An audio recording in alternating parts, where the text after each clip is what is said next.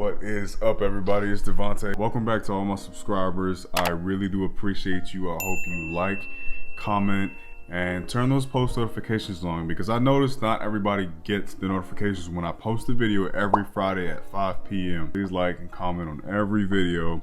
And honestly, if all you do is watch, I appreciate that too. For those of you that are new, welcome to my channel. My name is Devontae. I am a full-time worker and a part-time college student pursuing dental hygiene, and then eventually I plan on pursuing dentistry. I moved out when I was 22 years old into my very first apartment. It's been almost 2 years, roughly 2 years. I'll say 2 years. I'll be 25 this year.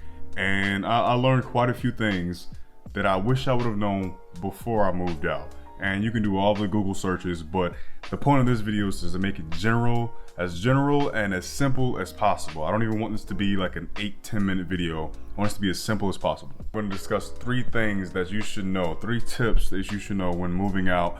And the most important one is the last one. Any pieces of advice outside of these 3 main pieces of advice are trivial. They can be contributed to the more general overarching ideas that I'm going to present to you, or they're just not that important and they're above and beyond. Now, the first piece of advice that I have is do your due diligence when looking for an apartment and before you move in, obviously. Most importantly, know your budget. Now, what's recommended is that you only spend no more, ideally less than, but no more than 30% of your monthly income on your rent. You have to also include things like utilities. So have a roundabout idea about how much to add in for utilities. I usually say anywhere from $200 to $250, but different places have different amenities, different prices, different costs, and different locations have different costs associated with it as well. That might be on the high end, but just keep in mind that your rent should be less than 30% of your monthly income, because you have to have 3 times the amount of rent to move into most places. Do your due diligence is a general way of saying research and record. So it's as simple as look at the reviews. What are people saying about this property? What are people saying about the complex? People that have been there 2 years, 3 years, 4 years, 6 months. What are people saying about it? Are there any TikToks about this property? Do people make videos, tours, tenants that already stay there? Are they making impressions about it via TikTok? So look it up on TikTok, you never know. Study the area. Drive around at night. Is it noisy? Are a lot of people sitting outside screaming at the top of their lungs and playing music and jamming and shit? You know, you don't want that, because it's gonna be a problem when you're trying to sleep to get ready for work the next day. Is it messy around the property at night?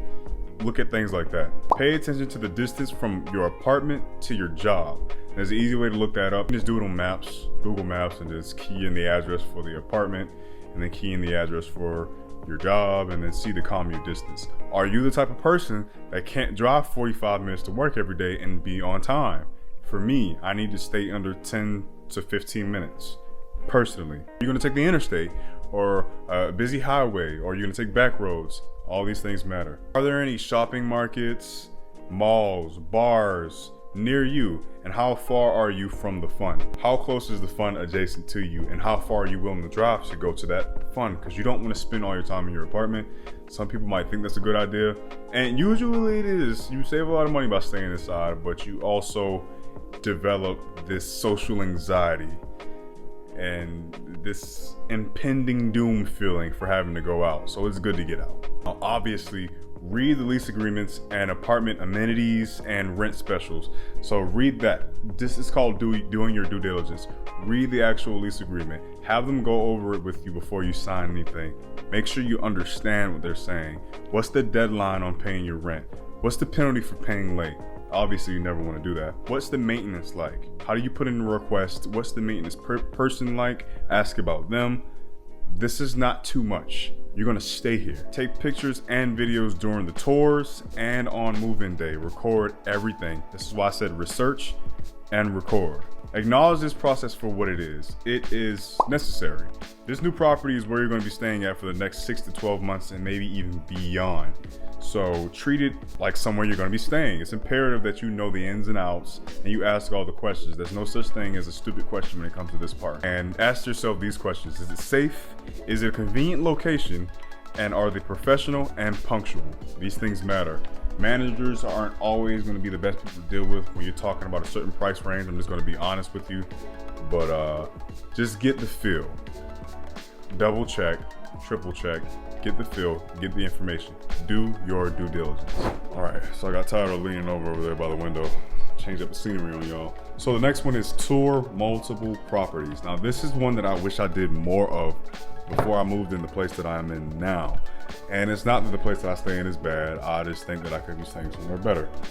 But nevertheless, it's self-explanatory. You know, weigh your options. You want to have a variety to pick from.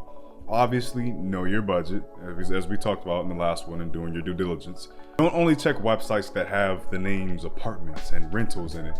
Check places like Craigslist. I know that some people might be like, Craigslist? Yes, check Craigslist. Check Facebook Marketplace. Look for rentals on there, and check for people you work with and friends and relatives you might have in the area. Word of mouth is powerful. It's how you find jobs, it's how you find opportunities, and it's also how you can find apartments and places to stay. Drive around your job or wherever nearby that you want to stay and look at the variety of properties around the area.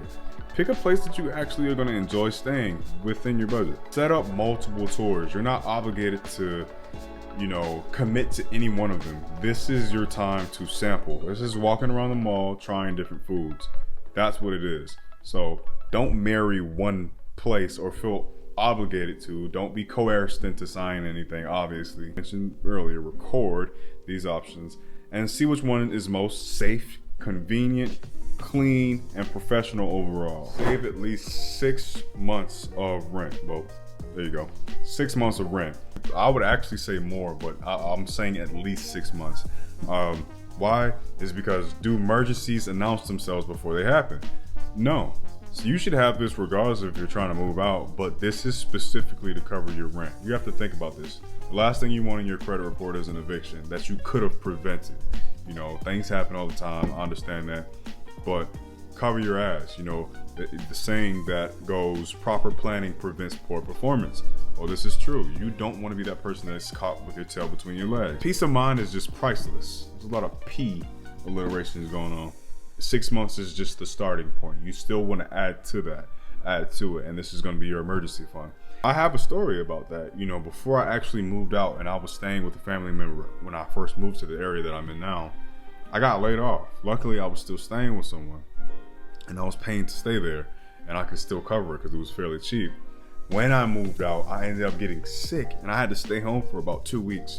But I had a savings and I could cover myself, I could cover my bills, and things were okay. So we always think that it can't happen to us until it does. I would say save all of your expenses, 6 months of your expenses in general, including rent. But specifically for moving out, save 6 months of that rent.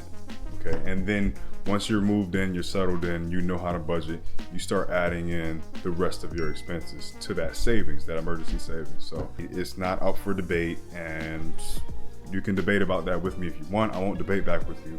It's just the smartest thing to do. So that was my 3 tips for moving out. The most general tips you're gonna need. Everything else is fluff, promise you that. Everything else that you might see is just extra. It's not bad to have. These videos that you watch that have extra stuff besides those things aren't bad. They might go more into detail, but those are the most general things you need to know before moving out. Trust me. I hope you guys enjoyed the video. I hope you like and comment a time if you're somebody that already moved out and how did it go for you. Or if you're gonna move out soon, let me know how many of these steps are you through yet. How many of these tips are you putting into play right now? Or maybe you have them all done already and you're still looking. I'm Devontae, and I'm out.